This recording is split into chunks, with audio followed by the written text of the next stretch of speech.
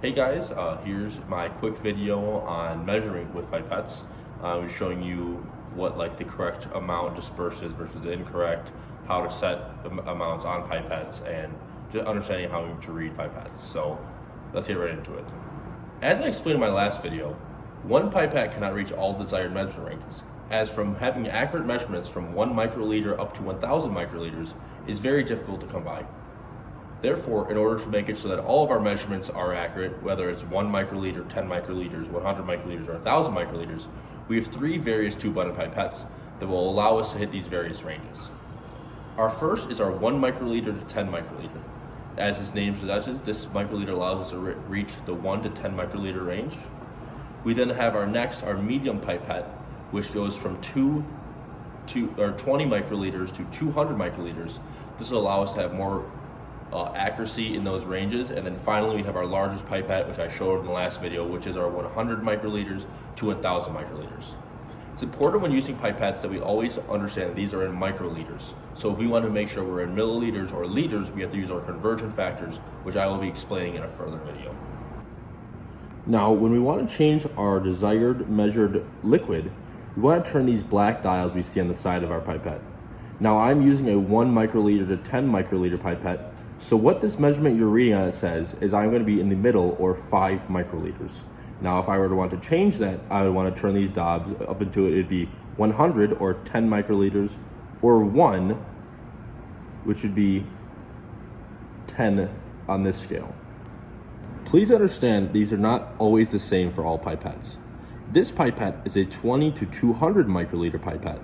And as you see, there's the 50 number in the middle of my pipette. This does not mean halfway between 20 and 200, but instead means 50 microliters.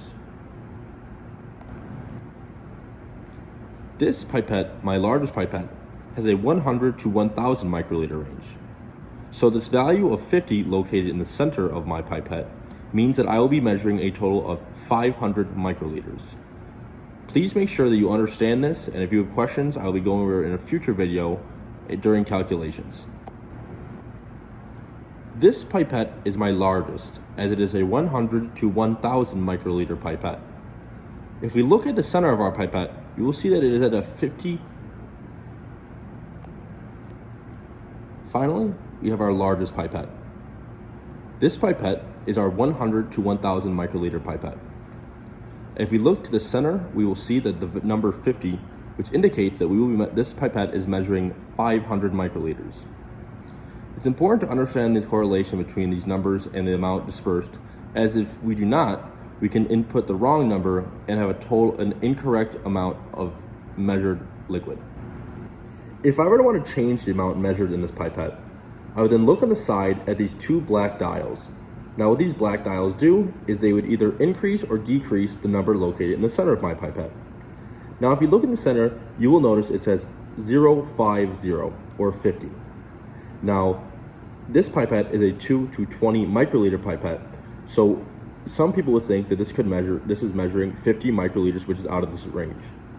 Actually, this pipette is measuring 5 microliters. If I would want to change this up, I could then use these black dials to increase it all the way up to 20 microliters or decrease it down to 2 microliters. The 20 microliters would look like 200 and the 2 would look like 20.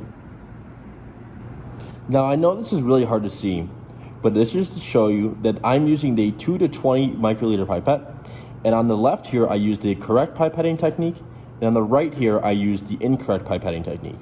Now obviously this is hard to see through this camera, but the right pipetting technique is only slightly larger than the left one.